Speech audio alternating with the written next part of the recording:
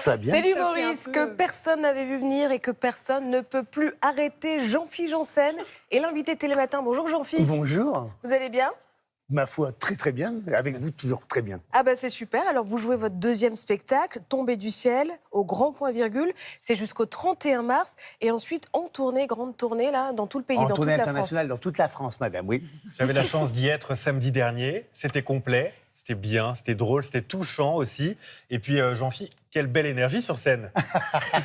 Alors pourquoi vous dites ça, Samuel? Mais parce que c'est une phrase, je dis qu'à Paris, quand on fait les premières de presse et que les Parisiens viennent, on ne dit jamais la vérité à Paris. Même si ça ne vous a pas plu, on ne dit pas que ça n'a pas plu. On dit, vous avez une belle énergie sur scène. Comme Samuel, voilà. Et Comme ça, ce qu'il vous vient en de pouvez dire. plus de ça. Ça, c'est stop, quoi. Oui, c'est stop. Alors pour ceux qui seraient passés à côté du phénomène Jean-Philippe Janssen, sur scène, regardez, ça ressemble à ça. Vous m'avez connu il y a 10 ans pimpante et fringante, et vous allez connaître maintenant à 50, ménopausante et malvoyante. Voilà.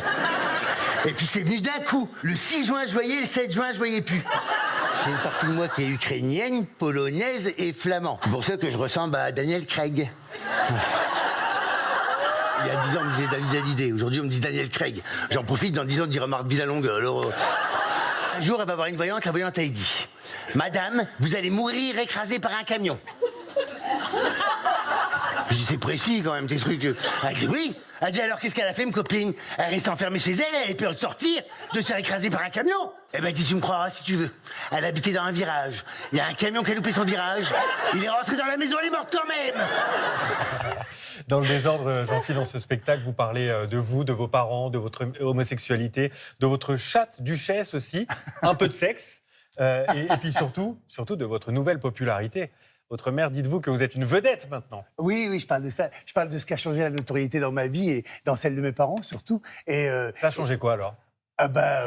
Beaucoup de choses. Ça isole un peu en tant que vedette, mais pour mes parents, ma mère, c'est devenue la star au village. Hein, pour aller chez le boucher, elle met sa robe de galop, ma mère. Hein. Et puis, il y a le truc de la notoriété. Et, tu vois, mes parents me faisaient toujours faire des autographes. Chaque fois que j'allais, j'ai les cartes à autographe avec ma photo, je signais bisous, Jean-Philippe. Et chaque fois que j'allais chez mes parents, il fallait que j'en fasse, mais pas 10, il fallait que j'en fasse 150. Pour les distribuer ensuite. Et j'ai compris récemment ce qu'elle faisait. Par exemple, ma mère, elle va à la boulangerie, elle dit je voudrais 2 baguettes et un fraisier. Et la boulangère, elle dit oui, avec ceci, vous fallait autre chose. Elle dit j'ai oublié. Le gamin, il a donné ça pour vous. Et elle donne une carte à autographe. Et là, il y a la boulangère qui fait oh, bah, ça me fait plaisir. Tenez, le fraisier, je vous l'offre. Elle est maligne. Il faut changer de boulangerie après. Ah oui, mais ça marche aussi à la boucherie du steak haché. Et elle a vu le spectacle, votre maman? Toujours pas encore. Je voulais pas qu'ils viennent au rodage et je voulais être en vitesse de croisière pour qu'ils viennent. Donc ils viennent là. Vous avez un peu d'appréhension? Parce qu'elle le voit oui, ou pas j'ai du de tout? leur réaction et puis c'est très émouvant d'avoir ses parents dans la salle parce que je parle beaucoup d'eux dans le spectacle, c'est un peu un hommage que je leur rends. Donc je pense qu'il va y avoir du rire et des trémolos quand même, oui. Ça vient de maman, l'art de la punchline? Oui, la répartie c'est ma mère et puis l'autodérision aussi. Parce que ma mère est quelqu'un de fort et donc elle a toujours blagué sur elle avant qu'on le fasse. Donc j'ai toujours vu ma mère avec beaucoup de dérision et je pense qu'elle m'a transmis ça et ça c'est important, je trouve. Et votre metteur en scène, il vous compare à Bourvil parce qu'il dit que vous n'avez pas oublié l'endroit d'où vous venez. Vous savez jouer plusieurs registres d'humour, un merveilleux comédien populaire, c'est ce qu'il dit de vous. C'est très flatteur, non? Ouais, ça vous fait plaisir, ça vous touche? Oui, mais il est très flatteur, au prix qu'il est payé. Il n'a pas eu le choix, c'est ça? Non, mais il y a ce côté, j'ai une vie classique avant, en fait. C'est une carrière tardive, ça m'est arrivé après 40 ans. J'ai une vie, même si elle n'était pas classique, parce que Stewart, c'est pas très classique, mais c'est quand même une vie de travail. Donc, je pense que j'ai quand même des bonnes bases. Voilà. J'aurais pu me perdre à 20 ans, mais à 40 ans, non, on sait où qu'on va, madame. Stewart. Hein? Pourquoi Stewart? C'était une volonté? C'était un hasard? Les hasards de la vie. J'étais avec mon premier petit copain dans le Sud. On ouvre des boutiques de fringues. Enfin, il ouvre des boutiques de fringues à mon nom. Et au bout de 3 ans, il disparaît avec la caisse. Et je me retrouve à la tête d'une dette colossale de 90 000 €. Et là, je me dis, mon Dieu, qu'est-ce que je vais faire? J'ai 24 ans. Et j'avais un doc d'allemand anglais en poche. Et c'était la grande période d'Air France. Et on me dit, je te verrais bien Stewart. Je ne savais même pas ce que c'était. Et donc, j'ai regardé sur Internet. Et j'ai fait la formation de Stewart. Mais mon mon premier vol, tenter de faire accroire aux gens que je maîtrisais très bien mon environnement, alors que j'étais jamais monté dans l'avion. Ils vous ont laissé faire des blagues? Moi, une fois, j'ai entendu ça dans l'avion. Ah ben moi, Ouais. on m'a bisuté, Le commandant de bord, c'était avant le 11 septembre, je parle d'une époque parce que je suis une vieille hôtesse de l'air. Hein. Et ben le commandant de bord m'a demandé de sauter au milieu de l'avion pour faire sortir le train d'atterrissage. Et donc moi je sautais au milieu de l'avion, persuadé que j'allais sauver la vie de tout le monde et que le train d'atterrissage allait sortir. Tout à l'heure, avec Sylvie, on parlera de votre passé de steward. Il y a un moment très sympa dans le spectacle, c'est l'entracte.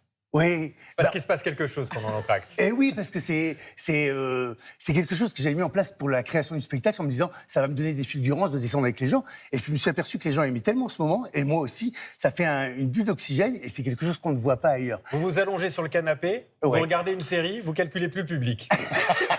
Et je leur dis de faire ce qu'ils veulent. Exactement. Et ils aiment bien. Ah ben, ils sont assez désappointés. C'est surprenant. Et donc, il y a un moment, du coup, je dis, bon, ils vont pas me laisser tranquille. Donc, je vais avec eux, je descends en salle et je les charrie un peu. Et c'est une vraie conversation avec les gens. J'adore ça. Alors Jean-Philippe, vous êtes très attaché à vos racines, on l'a dit. On a une petite surprise pour vous. Quelqu'un qui a voulu vous adresser un message et qui vous pose une question. Regardez. Bonjour Jean-Philippe, je suis heureux de t'envoyer ce message vidéo pour te dire que quand je pense à toi, j'ai toujours ce vertige du temps où je te revois, toi l'adolescent, fragile, pâle et qui doutait tant de toi, et puis d'avoir vu quelque temps plus tard ton nom en lettres rouges sur la façade de l'Olympia, boulevard des Capucines. On m'a demandé de te poser une question, alors la voilà, moi je connais la réponse mais je te la pose. Que reste-t-il de cet adolescent-là en toi? C'est à toi, je t'embrasse. Oh, c'est touchant, mon prof de français que j'ai vénéré. Que reste-t-il de cet adolescent? Oh, je pense un côté,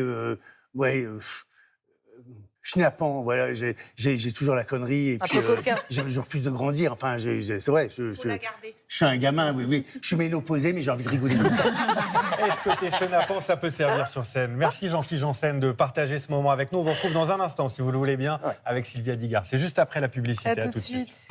I'm having such a good time.